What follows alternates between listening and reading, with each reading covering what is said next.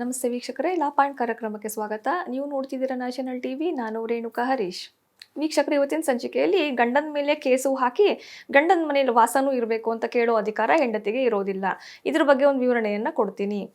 ವೀಕ್ಷಕರೇ, ಸಾಮಾನ್ಯವಾಗಿ ನಾವು ನೋಡ್ತಿರ್ತೀವಿ, ಯಾರೋ ಒಬ್ಬರು ಹೆಣ್ಮಗಳು 498 ಕೇಸ್ ಹಾಕೋದು ಗಂಡನ ಮೇಲೆ, ಗಂಡನ ಮನೆಯವ್ರ ಮೇಲೆ ಅನ್ನುವಾಗ ಗಂಡನ ಮತ್ತೆ ಅವ್ರ ಮನೆಯವ್ರಿಗೆ ಯಾವುದೇ ಆಪ್ಷನ್ಸ್ ಇರಲ್ಲ, ಬೇಲ್ ತಗೊಳ್ಳೇಬೇಕಾಗತ್ತೆ. ಕೆಲವೊಂದ್ಸಲ ಆಂಟಿಸಿಪೇಟರಿ ಬೇಲು, ಮತ್ತೆ ರೆಗ್ಯುಲರ್ ಬೇಲು, FIR ಕ್ವಾಶಿಂಗು ಅಂತೆಲ್ಲ ಅವ್ರ ಮೇಲೆ ಪ್ರೊಸೀಡಿಂಗ್ಸು ಸ್ಟಾರ್ಟ್ ಆಗಿರುತ್ತೆ. ಕೋರ್ಟಿಗೆ ಓಡಾಡ್ಕೊಂಡು ನಿಂತಿರ್ತಾರೆ. ಆದರೆ ಈ ಒಂದು ಪ್ರಕರಣದಲ್ಲಿ ಅಂದರೆ Kunal Chaudhary versus state of Jharkhand, ಈ ಕೇಸಲ್ಲಿ ಸುಪ್ರೀಂ ಕೋರ್ಟ್ ಒಂದು ಜಡ್ಜ್ಮೆಂಟ್ ಅನ್ನ ಕೊಟ್ಟಿದೆ.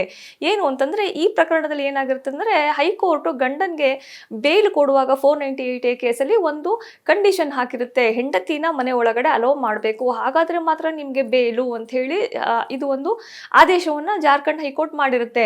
ಈ ಪ್ರಕರಣದಲ್ಲಿ ಸುಪ್ರೀಂ ಕೋರ್ಟ್ನ ಅಪ್ರೋಚ್ ಮಾಡಿದಾಗ, ಅಪೀಲ್ ಹೋದಾಗ ಸುಪ್ರೀಂ ಕೋರ್ಟ್ ಏನ್ ಹೇಳುತ್ತೆ ಅಂತಂದ್ರೆ, ಈ ರೀತಿ ಗಂಡನ್ ಮತ್ತೆ ಅವ್ರ ಮನೆಯವ್ರ ಮೇಲೆ ಕೇಸ್ ಆಗಿರುವಂತಹ ಮಹಿಳೆ ಕೇಸ್ ಹಾಕ್ಬಿಟ್ಟು ಮತ್ತೆ ನನಗೆ ಆ ಮನೆಯಲ್ಲಿ ಇರುವಂತ ಅಧಿಕಾರ ಕೊಡಿ ಅಂತೆಲ್ಲ ಕೇಳೋದು, ಆ ಕಂಡೀಷನ್ ನ ಇಂಪೋಸ್ ಮಾಡಿ ಬೇಲ್ ಕೊಡ್ತೀವಿ ಅಂತ ನ್ಯಾಯಾಲಯಗಳು ಕೂಡ ಹೇಳಲಿಕ್ಕೆ ಬರೋದಿಲ್ಲ.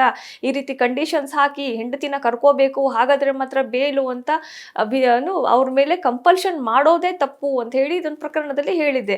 ಹಾಗೆ ವೀಕ್ಷಕರೇ, ಸಾಮಾನ್ಯವಾಗಿ ನಾವು ನೋಡ್ತಿರ್ತೀವಿ, ಎಷ್ಟೋ ಹೆಣ್ಣು ಮಕ್ಕಳು ಒಂದು ಕಡೆ ಗಂಡ ಮತ್ತೆ ಅವ್ರ ಮನೆಯವ್ರ ವಿರುದ್ಧ ಕ್ರೌರ್ಯ ಅಂತ ಹೇಳಿ ಕೇಸನ್ನು ಹಾಕಿರ್ತಾರೆ, ಹಾಗೆ ಕಾಂಜುಗಲ್ ರೈಟ್ಸ್ ಕೇಸ್ ಹಾಕೊಂಡು ನಂಗೆ ಗಂಡ ಬೇಕು ಅಂತಾನು ಕೇಳ್ತಿರ್ತಾರೆ. ಇದು ಎಲ್ಲಿಂದ ಎಲ್ಲಿಗೆ ಸಂಬಂಧ? ಇದು ಬಹುಶಃ ಬಹಳಷ್ಟು ಜನಕ್ಕೆ ಇದರ ನಾಲೆಡ್ಜ್ ಕೂಡ ಇರೋದಿಲ್ಲ.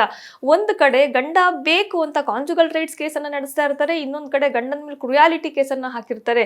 ಗಂಡ ಕ್ರುಯಾಲಿಟಿ ಅಂತ ಹೇಳಿ ನೀವು ಇಷ್ಟೆಲ್ಲ ಕಂಪ್ಲೇಂಟ್ ಹೇಳುವಾಗ ಗಂಡ ಬೇಕು ಅಂತ ಹೇಳೋದು ಎಷ್ಟು ಸರಿ ಇರುತ್ತೆ?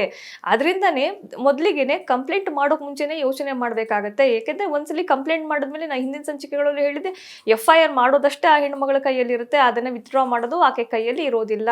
ನಂತರ ನ್ಯಾಯಾಲಯದಲ್ಲಿ ಪ್ರೊಸೀಡಿಂಗ್ಸು ಸ್ಟಾರ್ಟ್ ಆಗಿರುತ್ತೆ. ಆಕೆ ಏನಾದ್ರೂ ಸೆಟಲ್ಮೆಂಟ್ ಅಂತ ಮಾಡಿಕೊಂಡು ಕೇಸ್ಗಳು ಮುಗಿಸ್ಕೋಬಹುದು ಹೊರತು, ಒಂದ್ಸಲಿ FIR ಆಯ್ತು ಅಂತಂದ್ರೆ ಅದನ್ನ ಇದ್ರಲ್ಲೂ ಕೂಡ, ಎಲ್ಲಿ ನಮ್ಮ ಪೊಲೀಸ್ ಸ್ಟೇಷನ್ ಕೂಡ ಅದನ್ನು ಕೊನೆ ಮಾಡ್ಲಿಕ್ಕೆ ಆಗೋದಿಲ್ಲ. ಕೋರ್ಟಿಗೆ ಹೋಗುತ್ತೆ, ಕೋರ್ಟಲ್ ಕೇಸು ಇನ್ವೆಸ್ಟಿಗೇಷನ್ ಎಲ್ಲ ಸ್ಟಾರ್ಟ್ ಆಗೋಗಿರುತ್ತೆ, ವಿಚಾರಣೆಗಳು ಶುರು ಆಗಿರುತ್ತೆ. ಆದ್ರಿಂದಾನೇ ಯಾವುದೇ ಒಬ್ಬ ಮಹಿಳೆ ತನ್ನ ಗಂಡನ ಮೇಲೆ ಕೇಸು ಕೂಡ ಹಾಕೋದು, ಆಮೇಲೆ ಗಂಡ ಬೇಕು ಅಂತಾನು ಕೇಳೋದು, ಗಂಡನ ಮೇಲೆ ಅಧಿಕಾರನೂ ಬೇಕು ಅಂತ ಕೇಳೋದು, ಇದೆಲ್ಲಾನು ಮಾಡ್ಲಿಕ್ಕೆ ಬರೋದಿಲ್ಲ ಅಂತ ಹೇಳಿ ಒಂದು ಜಡ್ಜ್ಮೆಂಟ್ ಅಲ್ಲಿ ಸುಪ್ರೀಂ ಕೋರ್ಟ್ ಹೇಳಿದೆ.